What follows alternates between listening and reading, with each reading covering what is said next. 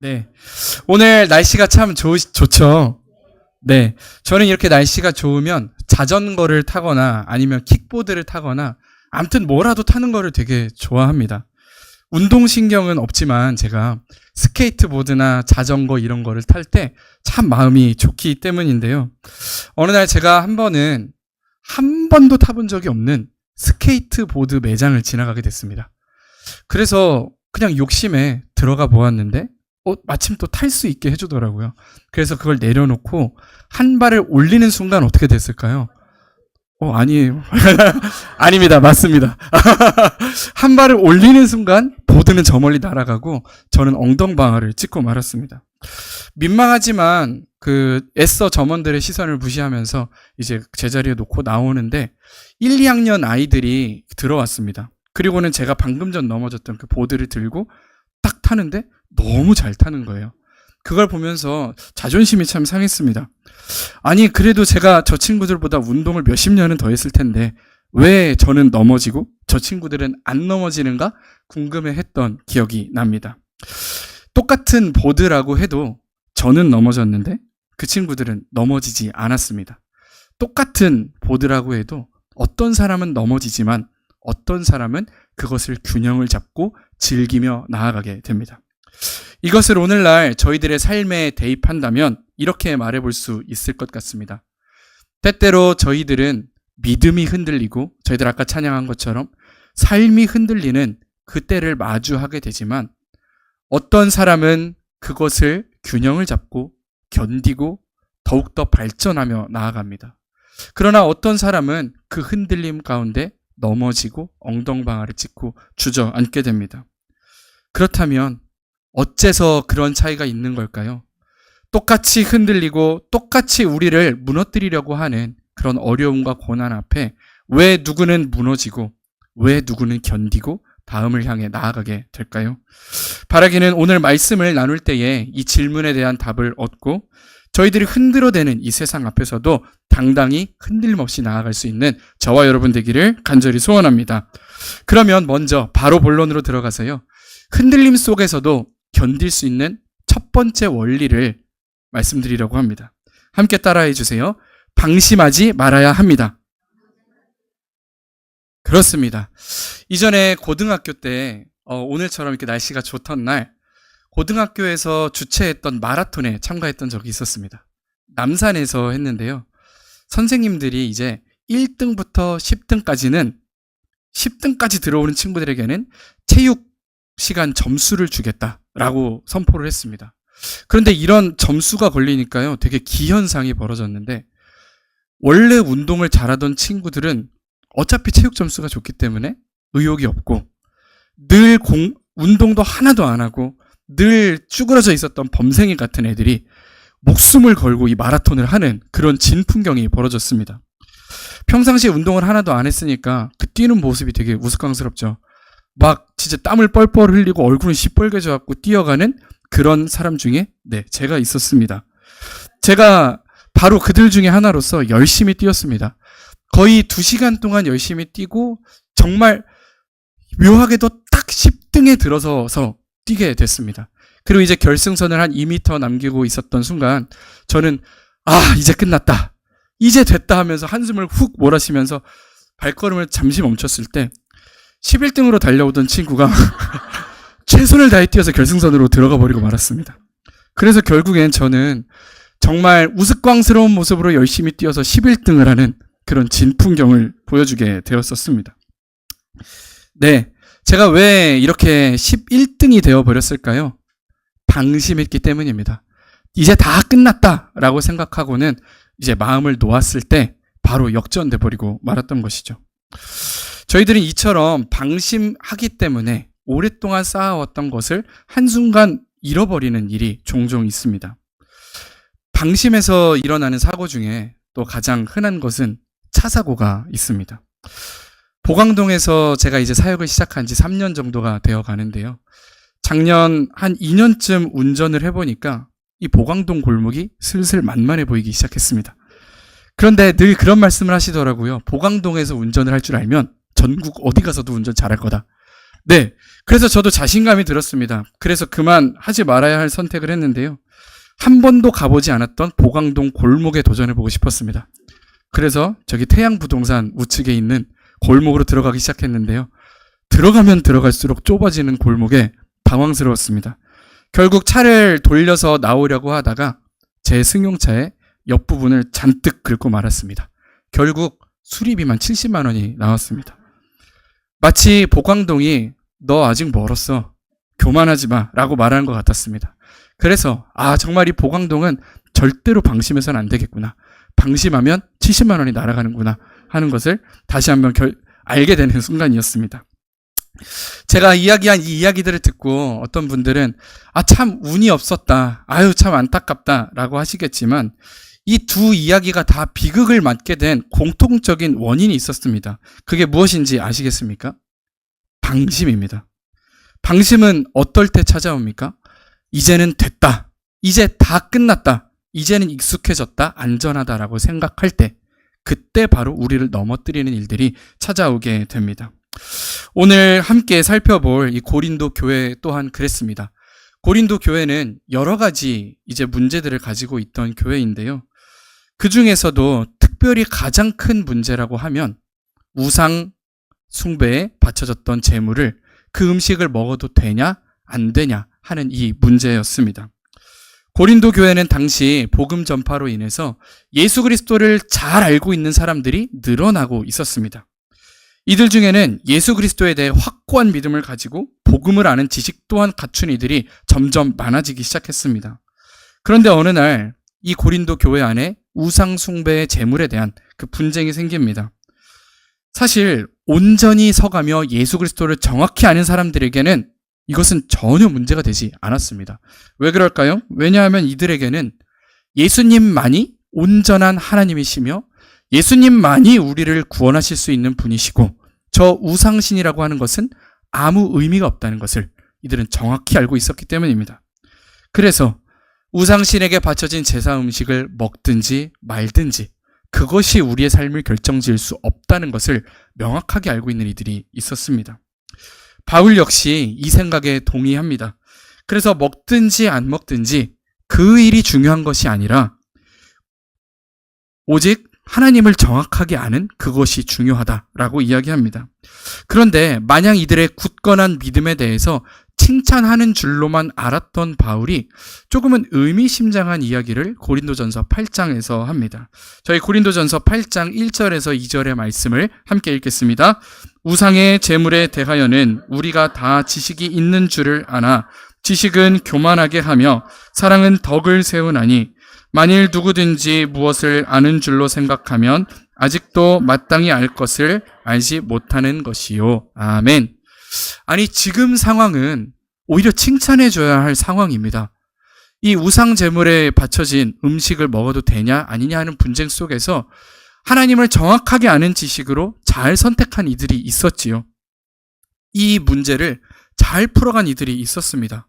그러니 어쩌면 이들의 지식을 칭찬해줘도 모자라는데 왜 바울은 이 말씀 속에서 이들의 지식이 교만하다고 말하고 그들에 대해 이 지식을 경계하라고 말하고 있는 것일까요? 여기에는 또 한 가지 이유가 있었습니다.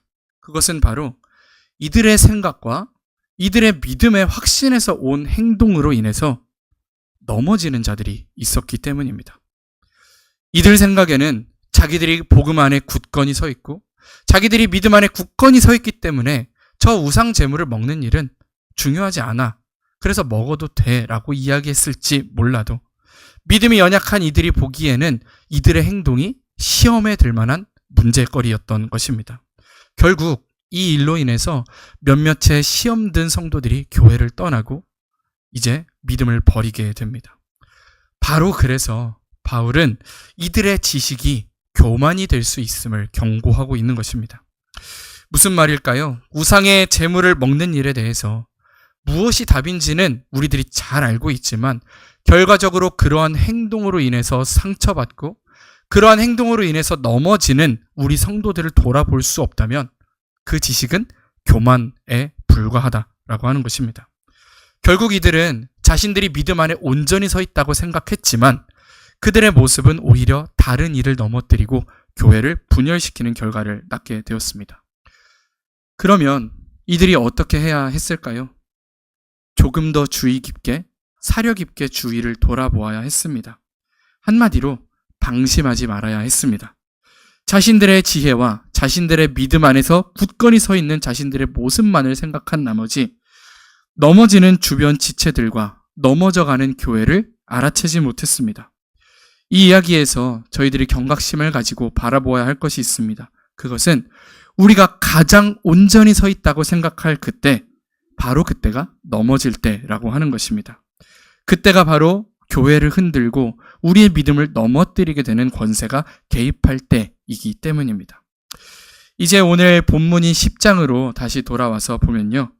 1절부터 11절까지의 내용에서 바울은 이스라엘의 방심으로 인해 이스라엘이 멸망하는 결과를 낳았던 여러 가지 이야기들을 들려줍니다. 이스라엘 백성들은 출애굽하면서 이제는 됐다라고 생각했습니다. 이제 하나님께서 우리를 애굽 땅에서 구원해 내셨고 우리를 인도하셨으니 이제 우리에게 남은 것은 저 젖과 꿀이 흐르는 땅에서 기쁘고 즐겁게 누리며 살아가는 것이다.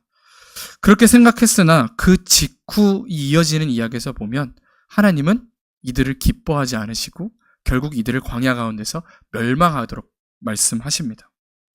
심지어 이들은 하나님께서 베풀어 주셨던 그 감동적인 은혜를 다 잊어버리고 금송아지를 만들어 춤추고 우상을 숭배합니다. 결국 그 결과는 어떻습니까? 광야에서 유리하며 멸망하게 됩니다. 이런 일은 또 있습니다. 이스라엘이 젖과 꿀이 흐르는 바로 그 가나안 땅 직전까지 도달했을 때의 이야기입니다.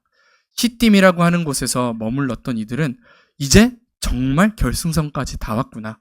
이제는 됐다라고 생각했습니다. 그러나 바로 그때에 모압 여인들의 유혹에 넘어가서 이스라엘 백성들은 음행을 저지르게 되고요. 진노하신 하나님은 역병을 보내어서 무려 23,000명의 백성을 그곳에서 죽게 하십니다. 이 외에도 고라 자손이 당을 지어 모세에게 반항함으로 하나님께서 200명의 고라 자손을 죽이시고 이 일에 대해 원망하는 백성들에 대하여 하나님 또 한 번 진노하심으로 14,700명을 죽게 하시는 등 이들이 하나님 앞에 온전히 서 있다고 여길 바로 그때 범죄하여 넘어지는 이야기들을 이제 바울은 여러 번 이야기하고 있습니다. 이 모든 이야기를 하면서 바울은 11절과 같이 결론을 내고 있습니다. 저희 11절 말씀 함께 읽겠습니다. 그들에게 일어난 이런 일은 본보기가 되고 또한 말세를 만난 우리를 깨우치기 위하여 기록되었느니라. 아멘. 그렇습니다. 바울은 지금 이 이스라엘 이야기를 그냥 하고 있는 것이 아닙니다. 바울은 오늘 이 이스라엘의 이야기를 본보기 삼아서 고린도 교회의 성도들에게 주고 싶었던 메시지가 있었습니다. 그것은 바로 선줄로 생각하는 자는 넘어질까 조심하라 하는 메시지였습니다. 오늘 이스라엘의 이 이야기와 고린도 교회가 방심함으로 다른 이들을 넘어뜨리고 교회를 분열시켰던 이 이야기, 그래서 결국 벌을 받게 되었던 이 이야기는 오늘 말씀을 대하고 있는 저희들에게도 똑같은 본보기가 됩니다. 그리고 오늘 저희들에게도 동일한 메시지를 줍니다. 선줄로 생각하는 자는 넘어질까 조심하라 라고 하는 것입니다. 그렇다면 어떻게 하는 것이 조심하는 것일까요? 이에 대한 예를 바울은 자신의 인생을 통해서 보여주고 있는데요. 고린도전서 9장에는 이러한 이야기가 있습니다. 바울이 자신이 가지고 있는 로마 시민으로서의 권리와 자유를 다 포기하는 내용이 담겨 있습니다. 자신이 가지고 있는 권리와 모든 자유를 포기하고 스스로 종된 자가 되어 사역하는 자기 자신에 대해서 말합니다. 바울은 로마 시민으로서 함부로 재판받지 않을 권리가 있었습니다. 그러나 그의 전도 여정을 살펴보면 정말 급할 때 외에는 한 번도 그것을 사용하지 않습니다. 사도로서 바울은 교회에 자신의 필요를 요청할 수 있는 권리가 충분히 있었습니다. 그러나 바울은 그것을 사용하지 않고 자비량으로 스스로 돈을 벌어 사역하는 모습을 봅니다. 바울은 왜 자신에게 있는 이 모든 것을 내려놓고 사용하지 않았을까요?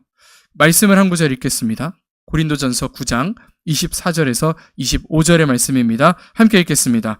운동장에서 다름질하는 자들이 다 달릴지라도 오직 상을 받는 사람은 한 사람인 줄을 너희가 알지 못하느냐? 너희도 상을 받도록 이와 같이 다름질하라. 이기기를 다투는 자마다 모든 일에 절제하나니 그들은 썩을 승리자의 관을 얻고자 하되 우리는 썩지 아니할 것을 얻고자 하노라. 아멘. 달리기 경기를 할 때에 자신의 모든 것을 욕심껏 쏟아붓는 사람은 결국 발이 꼬이고 넘어지게 됩니다.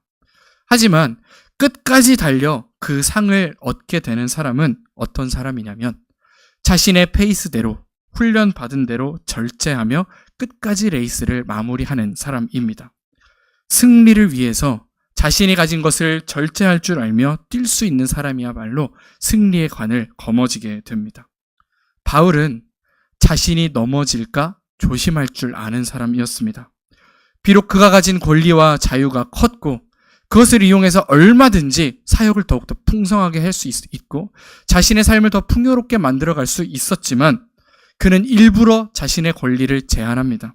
그것은 급히 달리다가 넘어지지 않기 위해서입니다.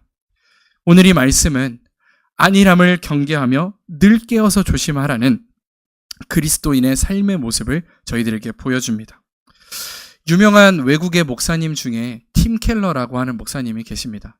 한국에도 유명한 책들이 있어서 많이 알려진 분인데요. 2년 전 이 목사님이 돌아가시면서 후배 목회자들에게 주신 메시지가 있었습니다.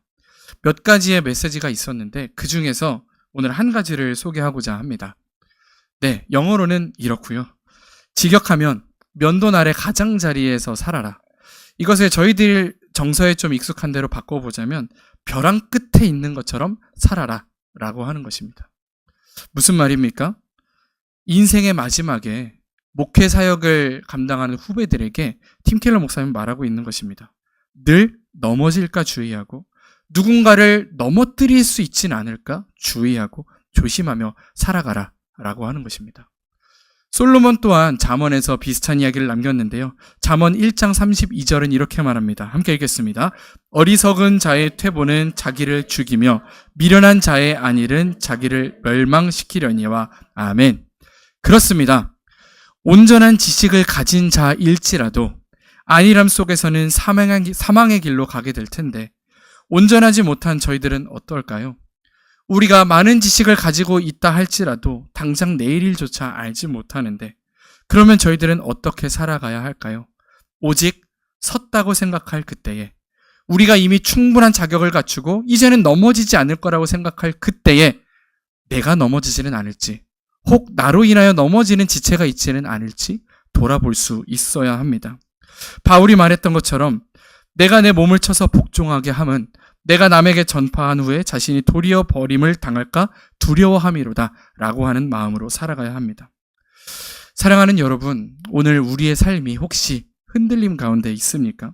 그렇다면 먼저 우리가 해야 할 것은 넘어지지 않도록 잠자고 있는 우리의 안일한 영혼을 다시 일깨워 하나님 앞으로 나아가는 것입니다. 잠자고 있는 우리의 영혼을 일깨워서 다시금 하나님 앞으로 달려가 이 흔들리는 삶을 가지고 나아가 붙들어 달라고 요청해야 합니다.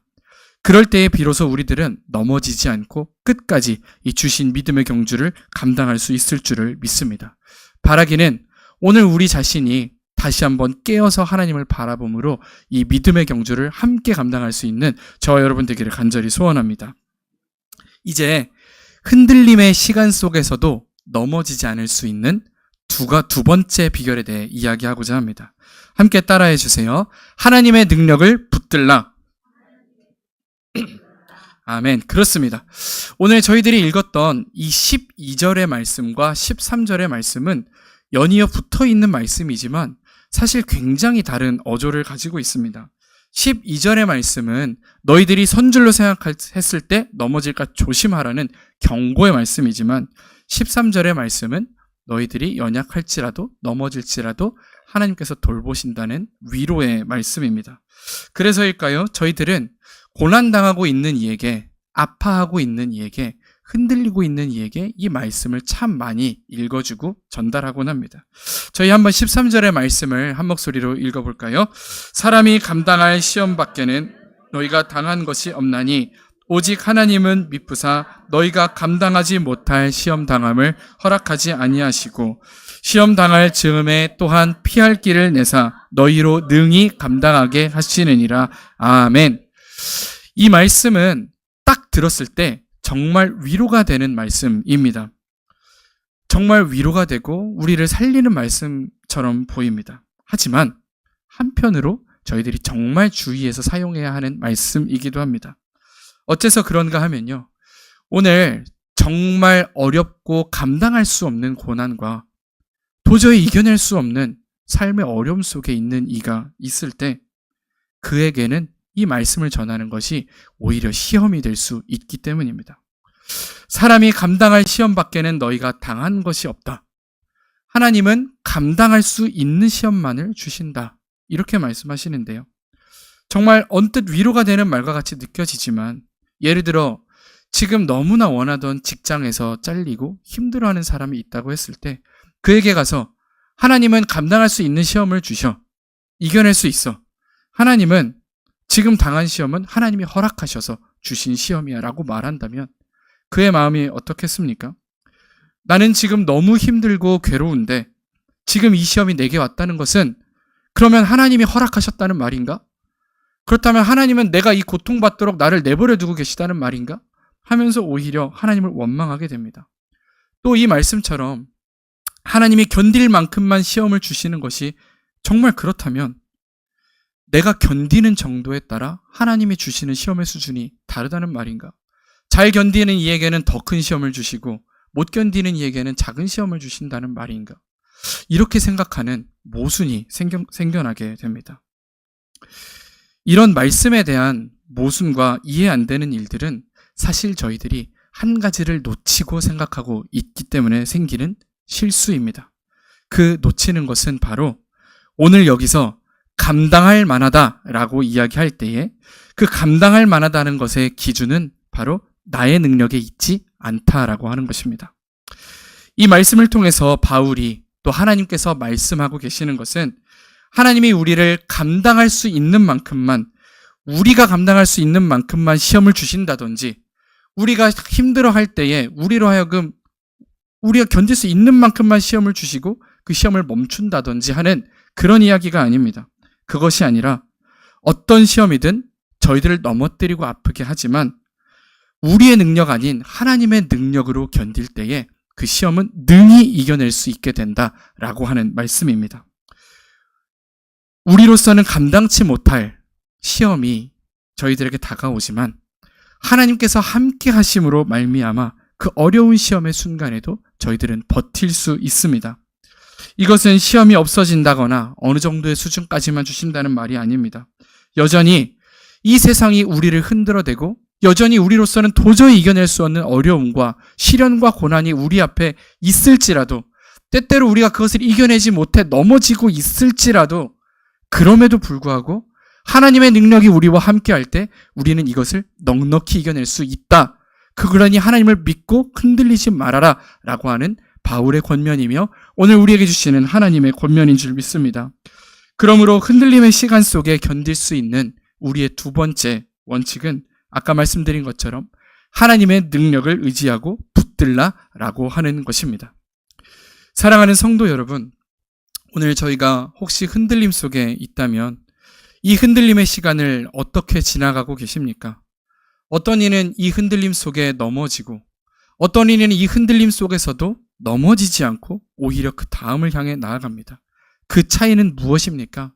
오늘 말씀은 이렇게 말합니다. 먼저는 영적인 안일함을 경계하며 방심하지 않는 것입니다. 선줄로 생각하는 자는 지금 이때 주변을 돌아보며 나를 넘어뜨리고 다른 이를 넘어뜨리는 일이 있지 않은지 늘 깨어 하나님 앞에 기도한다라고 하는 것입니다. 둘째는 이 흔들림의 시간 중에 나의 능력으로 이 시간을 지나가려 하기보다 오직 나의 능력으로는 할 수 없지만 하나님의 능력으로는 할 수 있음을 믿고 선포하며 나아가야 한다라고 하는 것입니다. 언젠가 흔들리는 버스 안에서 서로를 의지하며 서 있는 일행을 본 적이 있습니다. 버스가 급정거하면서 흔들리자 이 일행도 다 같이 와르르 무너지게 되었습니다. 마치 버스가 흔들리면 그 안에 있는 이들 또한 다 흔들리는 것처럼 오늘 저희들을 둘러싼 세상이 흔들리고 혼란스럽고 저희들을 넘어뜨리려고 할 때에 사실 연약한 저희들은 넘어질 수밖에 없습니다. 세상이 흔들리고 세상이 혼란스러울 때 저희들 또한 함께 무너질 수밖에 없습니다. 그러나 이들이 다 같이 넘어지지 않을 수 있는 한 가지의 방법이 있습니다. 그것은 이들 중 단 한 명만이라도 버스의 기둥을 제대로 붙잡고 손잡이를 제대로 붙잡고 있는 것입니다. 단 한 명만이라도 제대로 흔들림 없이 설 수 있다면 그를 붙들고 있는 공동체가 함께 넘어지지 않으며 그를 둘러싼 모든 이들이 넘어지지 않을 수 있습니다.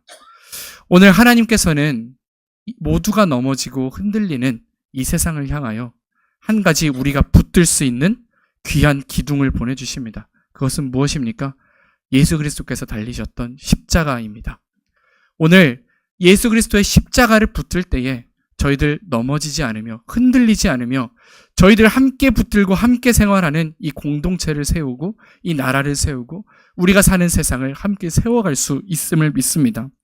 오늘 이 세상이 흔들리고 모두가 넘어지지만 모두가 넘어질 그때에 하나님이 찾으시는 단 한 사람, 그가 우리가 되기를 간절히 소원합니다. 흔들림은 넘어짐의 시작이 아니라 더 깊은 믿음의 시작이 될 수 있음을 기억하시기 바랍니다. 흔들릴수록 세상이 흔들리고 넘어질수록 더욱더 하나님을 붙들며 흔들릴수록 더욱더 하나님의 능력을 의지할 수 있는 저와 여러분 되기를 간절히 소원합니다. 오늘 예배의 자리를 떠나 일상으로 되돌아갔을 때에 여전히 저희들을 흔드는 많은 일들이 있겠지만 그 앞에서도 다시금 하나님을 굳게 붙들므로써 승리하며 나아가는 저와 여러분이 되기를 간절히 소원합니다. 저희